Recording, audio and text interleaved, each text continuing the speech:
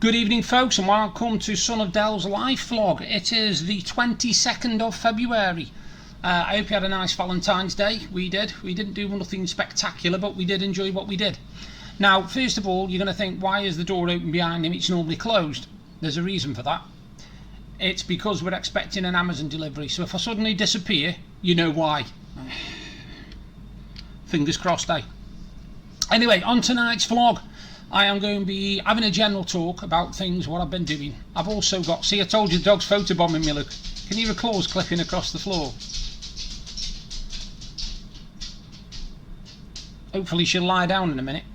Anyway, yeah, I've got a TV series review of a comedy series called Aint All Footman. I've got a book review of Eric Idle's book, which is called Always Look on the Bright Side of Life, which is his biography. I've also got a couple of jigsaws to show you and the verdict on HelloFresh, value, meals, etc. I will tell you all.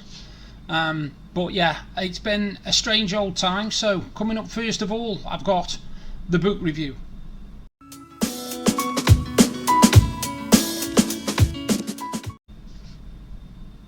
Now, the book review today concerns one of my comedy heroes, if you like, Eric Idle, who's turned, I think he's 81, I'm not sure, anyway, he's about that. Anyway, I've just read his autobiography called Always Look on the Bright Side, or what else would it be called, really? You know, anybody who knows Eric Idle will know that he is synonymous with Monty Python. He is also well known for Spamalot, which is a musical based on the Holy Grail Monty Python movie. But he's also done voiceovers, he's done lots of comedy songs. One of my particular favourites is the theme tune to One Foot in the Grave, which he sings, and that's really good. Now, the biography tells a story about his life from the very beginning to where he is now. Now, the good thing about this book is that he tells it like it is. So he never makes out that he was a saint when he was younger. He never makes out that, you know, he was some wonderful bloke who deserved all the good luck he could get. He actually calls himself all the names under the sun, because at the start of his life he was one of these people who, once he reached a certain age and women were all over him, etc, etc, he took advantage of it. He took advantage of it for quite some years, and one day he just suddenly went, that's it, I've had enough, I can't do this no more. And he ended up meeting his second wife, because his first wife, he had a child with her, and things didn't work out brilliantly. He blames himself, but it takes two to tango and all that sort of thing. His second marriage to Tanya was made in heaven. You know, he's been with her 42 years, I think he said, by the time the book was written. So, you know, he obviously settled down to be, you know, to a decent life. The good thing about it, like I said, is there's a lot of poignant stuff in there. There's a lot of stuff about his friendship with George Harrison, his friendship with Robin Williams. There's some excerpts about different meetings with so many famous people. It was incredible. I couldn't believe how many famous people he'd actually met.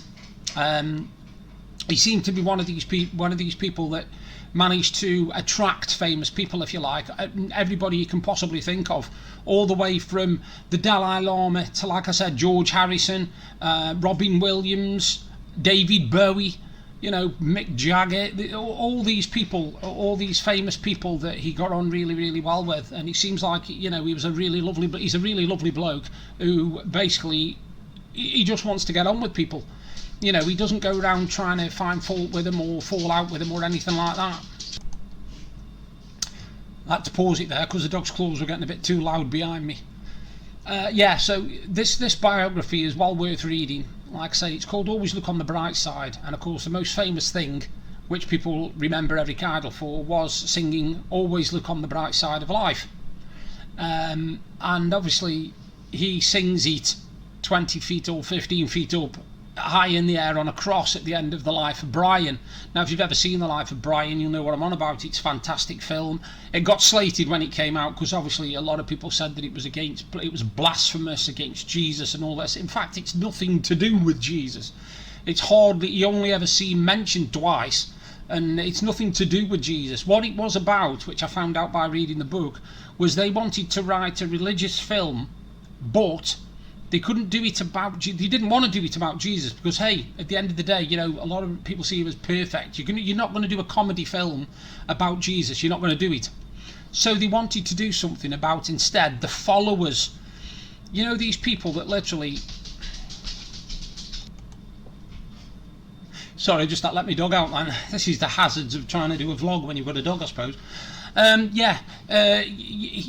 they did this film, they did it about the followers, not the actual religious person that they were following. It was always about the followers, and how once they got it into their head that you were somebody...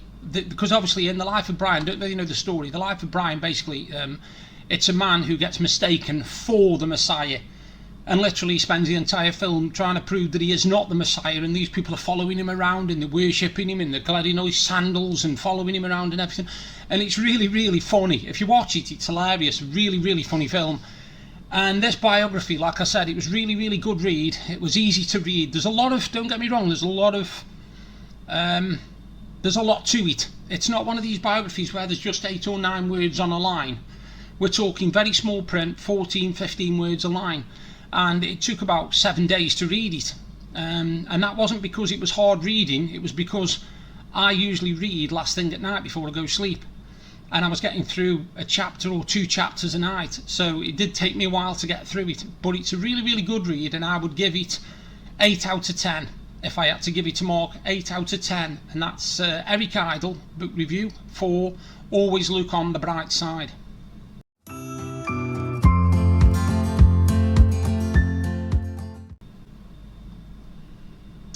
I hope you enjoyed that review. I had also today, speaking of books, actually, I have purchased some books from The Works.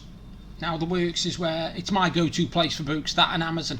And I managed to pick up these 3 books today. Now, for Christmas, I actually had The Peaky Blinders, The Untold Story. Now, I didn't know when I ordered this book, which as you can see there, is called Peaky Blinders, The Legacy. It is actually the sequel to the book I had for Christmas, and I haven't read it yet. So now I've got both books, so I'm looking forward to that. So that was the first book I bought, Peaky Blinders, The Legacy, written by Carl Chin. The second one, I've been looking at this one for a long time. This one will appeal to me mate Ian. It's Bat Out of Hell, the larger-than-life story of Meatloaf. It's basically his complete life story, Meatloaf's complete life story. That's that one. And the third one, I'm a massive fan of an author called Graham Masterton. Now, all the Graham Masterton books I remember when I was younger were horror books. I don't remember him writing anything else, but then all of a sudden he started going into different genres. And one of the genres he's gone into is detective fiction, and I've managed to pick up 2 books, as you can see, Living Death and Dead Girls Dancing, and they're both Graham Masterton, as you can see, and they're basically both to do with this DCI Katie Maguire. She's a DS in this one, and she's a DCI in that one, so obviously promotion goes somewhere. But yeah, I managed to pick them up off The Works. Now, these particular books are usually, if you look on the back cover, you will see the price of them. They are £8, right? £8 each. So if you work that out, 2 for 16, that's £16, yeah, for 2. They do them 3 for £5.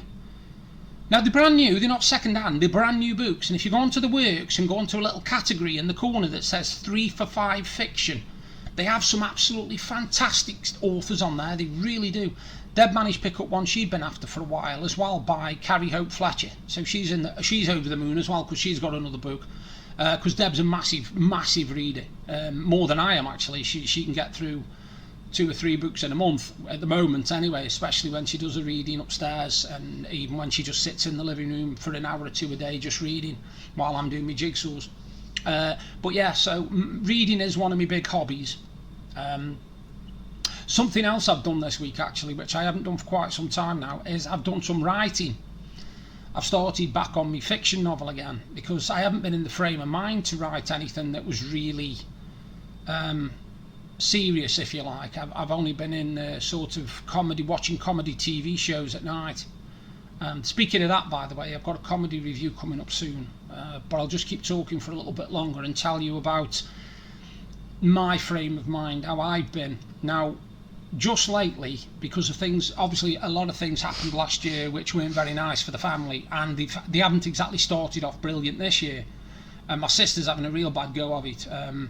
My brother-in-law's mother unfortunately passed away earlier this month, which was a big blow. You know, and the family just come into terms with that. But my sister's having so much bad luck that in the space of a few days, 3 electrical appliances went in a house. You know, she's just having the start to the year that's literally a nightmare. You know, it's just all going wrong. Now, for me, I'm not doing too bad. Since the dog had a stroke at the start of the year, things haven't gone too bad. They've taken a while to settle down a little bit, but they have now. And that's why I'm getting back into, again, doing my jigsaws, doing my reading, watching my comedies, doing some writing. And it's nice to get back to writing again, although I've only done 200 or 300 words because I've got to bleed myself back into it, if you like. Any writer will tell you, you can't just have a break from writing then suddenly pick up a computer and do 10,000 words. You can't do it like that. It doesn't work like that. Well, it doesn't for me anyway. But yeah, so that's what I've been up to just lately. Coming up, TV show review of It Aint All Footman.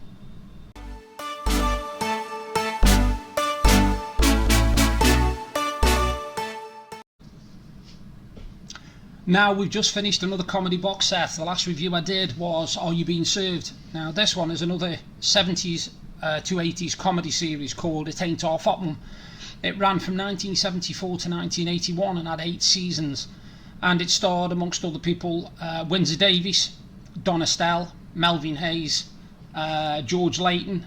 Oh, God, who else was in it? Oh, there was loads of people. Michael Knowles, he was in it.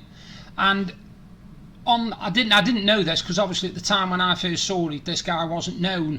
But if you watch Only Fools and Horses, the barman that you see in most of the series is called Mike, and he's named Kenneth MacDonald. Now, he is actually one of the people out of It Aint All Footman, so that's what he was in first, from 1974 to 1981. Now, the basis of the story is, it's set in 1945 in India, when the British were basically over in India, and the Japanese were, the main threat. The Japanese were the main threat, and the British were over there to combat that threat. But this particular troop of men are not fighting men as such. They are the entertainment. They are literally actors, stage. They do ventriloquist acts and tearing paper and strongman and all this sort of thing. Now, unfortunately, all these 7 or 8 people, which at first was led by George Layton until he left quite a few seasons in, and then it was Melvin Hayes who took over as the lead, even though he'd been in it all the way through. But these men basically go on, they put entertainment on for the troops to keep the morale up, and they dress up as women, and they do all the old 1930s and 1920s music hall numbers. Melvin Hayes is always dressed as a female. Nearly every episode he's dressed as a female, so he's sort of like a very early kind of drag star, but it keeps the troops entertained. And what it's all about is this group of men and their Sergeant Major. Now, the Sergeant Major is played by the absolutely wonderfully fantastic actor Windsor Davies, and he plays Battery Sergeant Major Williams, and he basically is a soldier's soldier. He is pure 100% soldier.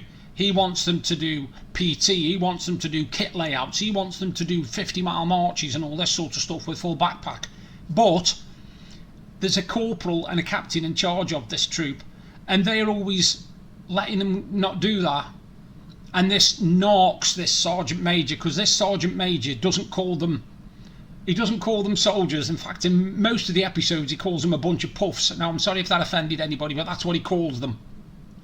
Now, back in the day, this was a really, really popular comedy series, and it's a fantastic. We've enjoyed it. We've watched 8 series of it completely, and it's brilliant. It really is. The situations they get themselves in, the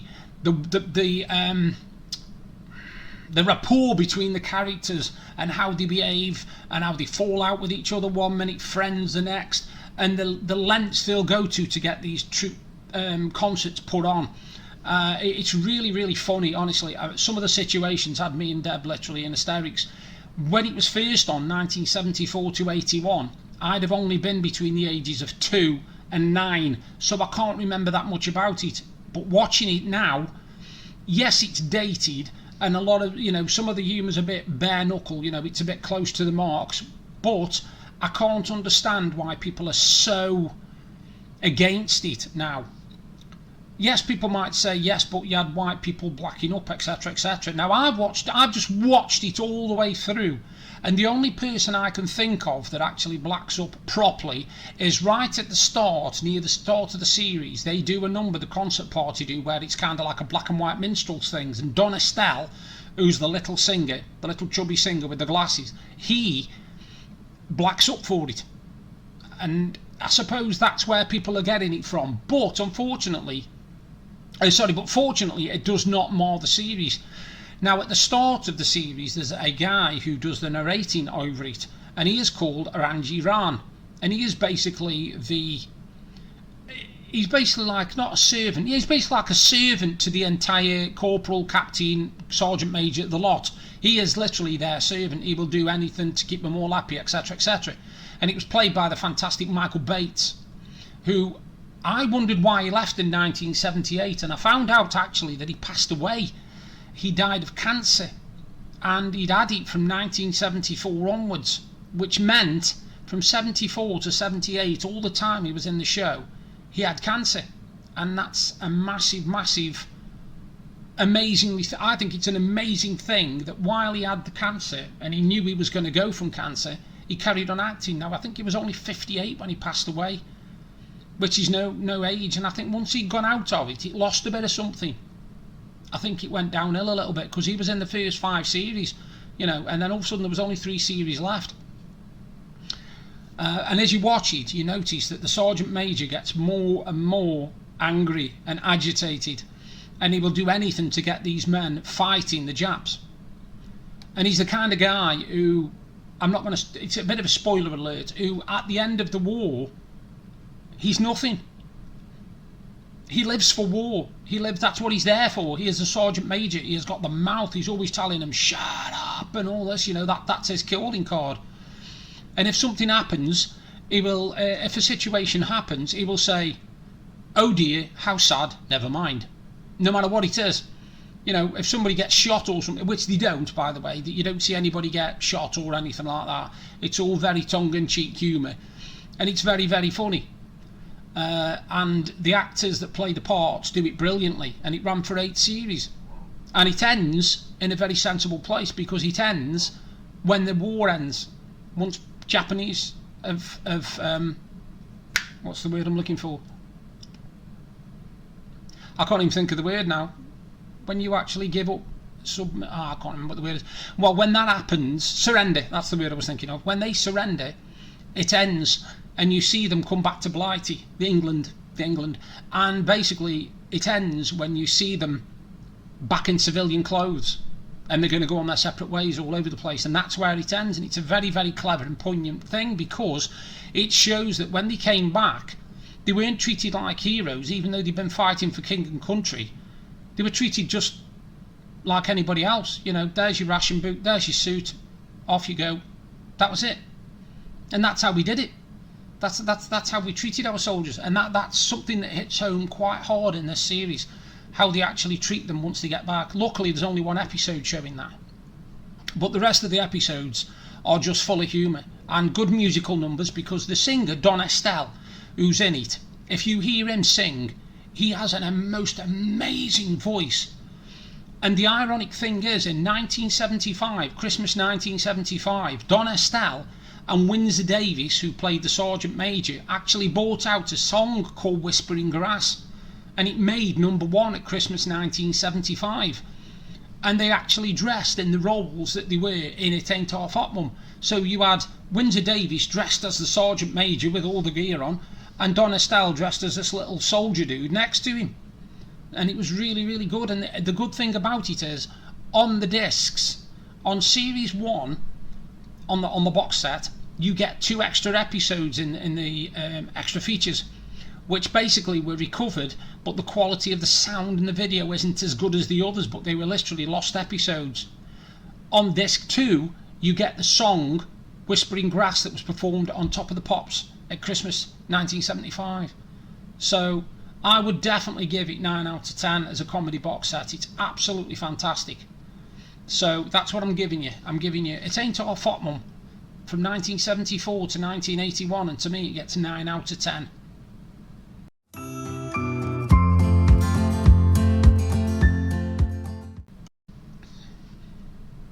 Yeah, like I've just said, It Aint All Footman definitely gets a 9 out of 10. Now, we've just started a new comedy box set, which I've never watched all the way through. I've only watched every so often episodes, and it's called Brushstrokes, and it stars Carl Howman and Gary Waldhorn. So we're going to watch that, the 6 seasons of that, and then I'll do another review of that one. I don't know if these are helping you, by the way, these reviews, but it's something I'm quite passionate about, and I'm a member of something called Smashbomb. And Smashbomb is basically a review site. Now, I've got over 300 followers on there that stick to my reviews, because I do reviews for music, I do reviews for books, I do reviews for film, TV, I even do reviews for gadgets, like headphones, gaming headsets, stuff that I've reviewed on my vlog. I will actually do the reviews for on Smashbomb. And you can enter competition, you can enter prize draws to win prizes on there.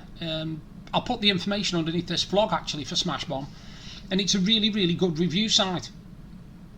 Now, coming up, I've got another review actually, and this is a final judgment now, because we have finished, and so I can give you a final review of HelloFresh.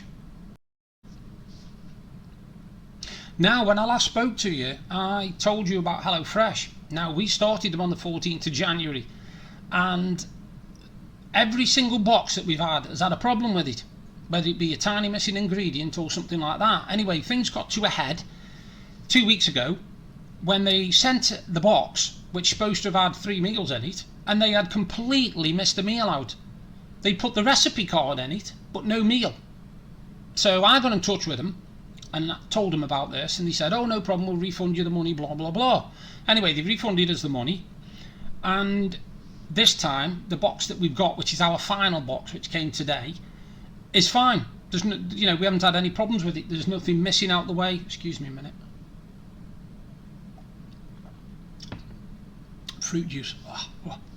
Anyway, there's nothing missing, but it's marvellous how it's got to the stage now where we've cancelled the membership, because yes, we've enjoyed the meals, and I'm going to show you some pictures coming up now, and I'll just talk while I'm showing you the pictures, it's easiest. Now, the meals are absolutely beautiful, they really, really are nice, but most of them can be made by Deb herself. They don't need to be, there's nothing in them that you can't get hold of. There's no ingredients that are like, wow, where do I get that from? And they are so simple to do, because Deb loves cooking anyway. Deb absolutely adores cooking. She loves cooking me all sorts of weird and wonderful meals. And tonight's meal, which again is one of these pictures that's coming up in a minute, is it's spaghetti bolognese with these pork and apple meatballs. Now, and also Deb had these Rivera ones, which are plant-based, because Deb's vegetarian, as I've told you before. And we had it tonight, and it didn't taste anything special. It just tasted like spaghetti bolognese with meatballs. That's all it tasted like, spaghetti bolognese with meatballs. And Deb can do that. So it isn't worth £5 each a meal, because it's something like £30 for a box, and you get 6 meals in it, 3 each, when there's 2 of you. So £30. Now, we worked it out. To get the ingredients what we'd need to make these meals wouldn't come anywhere near £30. It really wouldn't. Yes, they're convenient, and I can understand why people have the boxes, definitely. But we weighed up 1, the cost, 2, the type of meals and whether we'd be able to do them ourselves, and 3, the reliability. And the reliability was the big thing that let us down, because out of 6 boxes, 1, 2, 3, 4, 5 or 6 boxes, all of them except the last one had something missing. They had something missing, they had ingredients missing, and like I said, one had a complete meal missing. All the ingredients that went with this meal were just not there. So no, the reliability lets them down. Be prepared that if you do have HelloFresh, be prepared for them to miss ingredients out and not tell you. Be prepared for them not to have a certain meal. And the other thing to remember is, if you are having HelloFresh, just remember you need to order your meals a fortnight, I think it's 2 weeks before that particular week's meals are due, because if you leave them till a few days before, they'll pick the meals for you and you'll get what they pick. Even if it's something you don't want, you will get what they pick, because you need to go on the Tuesday before the week you're going to order for. So just let's say you wanted them for the 1st of March, you would need to go on by midnight tomorrow in order to get them right on the 1st of March. You can't leave it any later than that, otherwise they'll just send you the top 3 meals what are in the box, that's it. Because what you do when you go onto the page, you've got a page with about 32 recipes on, 32 different lots of food, and you can pick which ones you want. The other downside to it is you'll only get about 20 of them that are included. The others cost extra per serving, and some of them can be $2.99 extra per serving. So some of them can cost you £8 for a meal just for one person. Now when you're eating at home, you tend not to spend £8 on every single meal. Well, I don't anyway, and we certainly definitely don't. I mean, some meals I'll just have toast and a cup of tea, or you know, I'm on some crackers or something like that. I don't want a cooked meal every night. So we have definitely ended them now. They are finished with now. We're not having any more. So my review would be 5 out of 10. 5 out of 10. And the 5 is for the actual meals themselves. The taste and the flavours are beautiful. They really are. And the recipe cards are fantastic. Once you've got them recipe cards, you're laughing, because you can make the recipe anytime you want. The things that let them down are the reliability and the cost. So I would give it 5 out of 10 for HelloFresh, and that's my final score really, because we've finished with them now.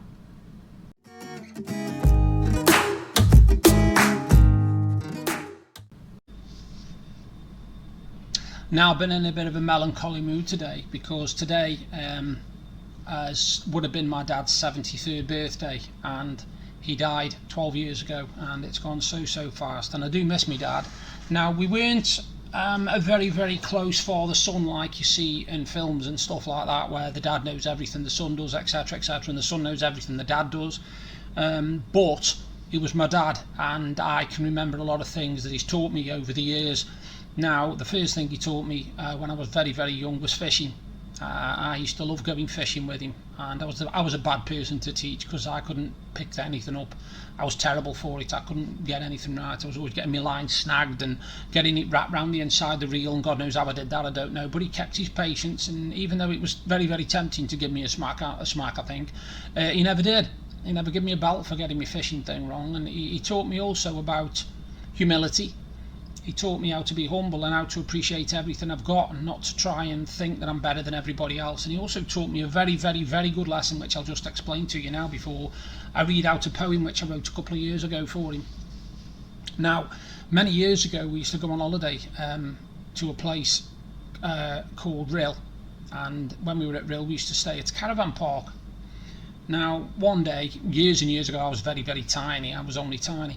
And me, Paula and Mandy were running around like lunatics outside the caravan, screaming and everything. It was a summer day, you know, we were all laughing and joking and running about. And the man next door in the next caravan came out and had a right go.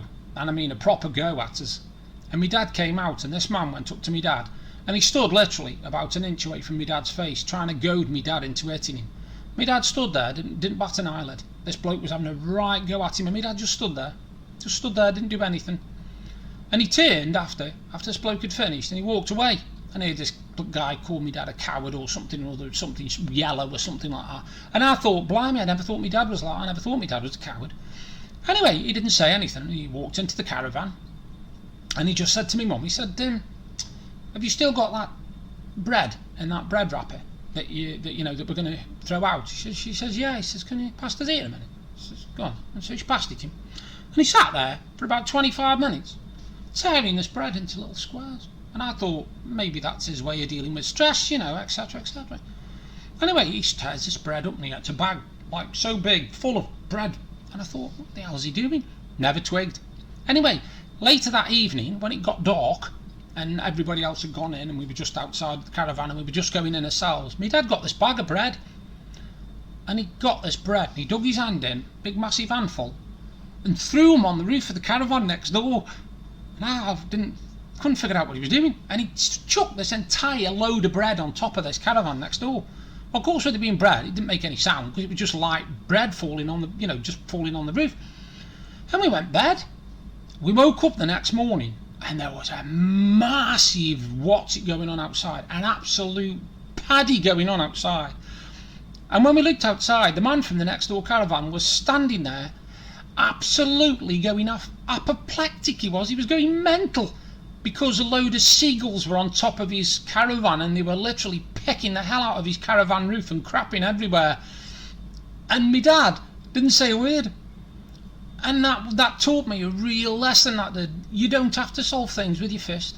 You don't have to solve things by arguing with people and shouting and screaming. You use your brain, use your noddle. And he did. And the guy never even knew that it was my dad who threw the breadcrumbs. He never even knew what was going on. He didn't know why these birds were pecking the crap out of his caravan, but they were. So my dad got his revenge without doing anything. He didn't have to hit the bloke, he didn't have to scream, shout, he didn't have to have a go at him, he didn't have to curse him. He just bided his time. Threw the breadcrumbs, threw the bread on top of the bloke's roof, and let nature take its course. And that taught me a valuable lesson. Anyway, coming up, I'm about to read my poem now, and it's basically called Becoming. I don't drink lager, I prefer beer. I'm getting more wrinkles each passing year. And when I see all the crow's feet, I shed a tear. Oh no, I'm turning into my dad. My favourite drink is a nice cup of tea. Match of the day is my Saturday night TV. I've started saying what will be, will be. Oh no, I'm turning into my dad. The brown in my hair is becoming white. I get really cold on a winter's night. I sometimes watch sport to see if it ends in a fight. Oh no, I'm definitely becoming my dad. I spend more time with my family these days. I want to fill each hour in 100 different ways. I'm so far behind with today's latest craze. I'm definitely becoming my dad. So I look in the mirror to see him smiling back. Though he's no longer here, he keeps me on track. I wish in my heart I could have him back. I smile. I'm becoming my dad. And I wrote that a few years back, and I still feel the same as I did then. Being my dad and seeing my dad every time I look in the mirror now, basically, I'm the image of my dad, and I'm proud of that. I'm proud of that. Now, a couple more poems for you. The first one I actually wrote for my wife's Valentine's Day this year, and I posted it on Facebook, and it had some nice comments, and I'll read it to you. And it's just simply called Let Me. When you feel it's all wrong, there's no music for your song, let me hold you. When the dark turns to night and it sheds no light, let me kiss you. When your heart starts to call, you feel like you'll fall, let me catch you. So I can show how I feel that this is for real, let me love you. If your tears wear you down, on your face is a frown, let me make you smile. When you need someone to hold, to give you warmth when you were cold, let's hug a while. If you want to talk it out, if you want to scream and shout, let me hear you. To show you how much I love you, that I always will do, let me be near you. In this man the love burns bright, it can light the darkest night, only for you.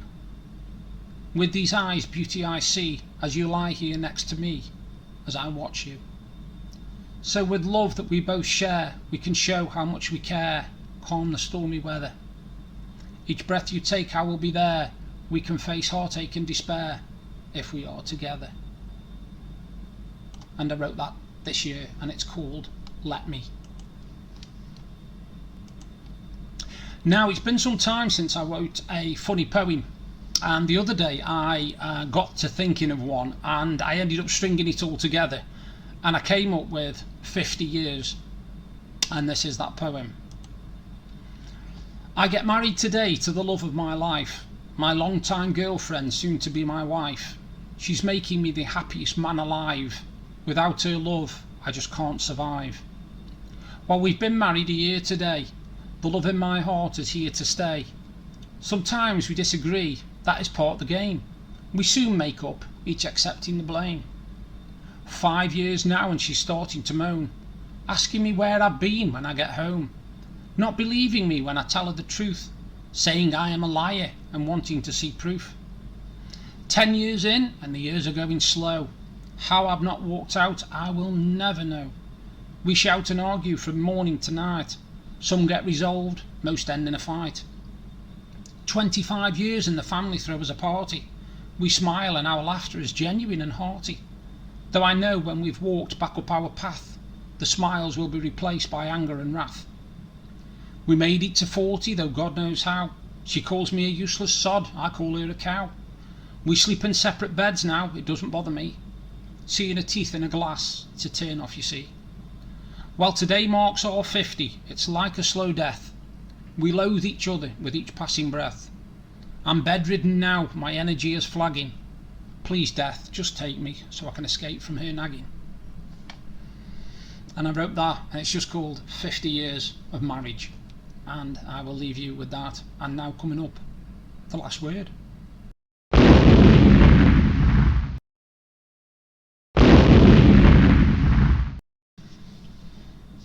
Well, that was a strange coincidence. I paused, and when I paused, the Amazon deliveries we were expecting came while I was paused, so that was good stuff. Yeah, I was just on about, I've just finished It Aint All Footman, and we've started Brushstrokes, like I said. Now, we've also got a fair few more comedies to get through, so there'll be quite a few reviews of them. I was just telling you about Smash Bomb, and the fantastic thing about Smash Bomb, obviously. But I also wanted to tell you, while I've been doing stuff, I've also been doing jigsaws, and as you can see, there's one here. And I'm going to show you some pictures in a minute of ones I've done. I've been doing some which are called Buried Blueprints. Now, these were made by a company called Be Puzzled. Now, the thing about them is you can't get them now for love nor money. They cost an absolute fortune. Some people pay 50, 60 quid for these jigsaws, and I've got 9 of them. I think it's 9. I've done 3 so far. One was called Dinosaur Island, one was called The Garden of Eden, and one was called The World of Cats. Like I say, you can see all the pictures coming up now. And basically, these jigsaws are what my mum had. Now, we know these jigsaws are worth something, but only if they're complete. So my job now is to do them to make sure they are complete, because if you've got a jigsaw and you're selling it and you don't know if it's complete, you can't ask a very good price for it. But if it's complete, if it's a 1,000 piece jigsaw with no pieces missing, then obviously you can ask for more, which hopefully we will do. Hopefully we'll get a fair bit of money off them. Well, I don't mind doing jigsaws, as you know. I'm a massive jigsaw fan. And I want to do a little bit of a plug actually for a company called All Jigsaw Puzzles. Now, this puzzle I'm going to show you now, as you can see these pictures, this is the 1970s jigsaw that you can see. And this jigsaw was from All Jigsaw Puzzles, and they actually hand make their own jigsaws. Now, they're a UK based company, they're online, I'll put the link underneath, and I've never really bought many jigsaws off them before, but I bought a bunch of 2 Wasgedges and 2 of their own jigsaws, which are the 70s and the 60s, or nostalgia jigsaws, the 2, and the quality of them is fantastic. The quality of them is really, really good. The high quality jigsaws are a fantastic company. If you ever get a chance to, you want jigsaws in the UK and you want good quality, because the problem I find, this is just a little aside, when I go on Amazon and I type in 1,000 piece jigsaw puzzles, lots and lots come up. But if you buy from a company you don't know, now I'll tell you the most popular jigsaw companies are Ravensburger, Clementoni, Waddington's, Jumbo, and there's another one, Schmidt, and even Treffel. They are all proper companies.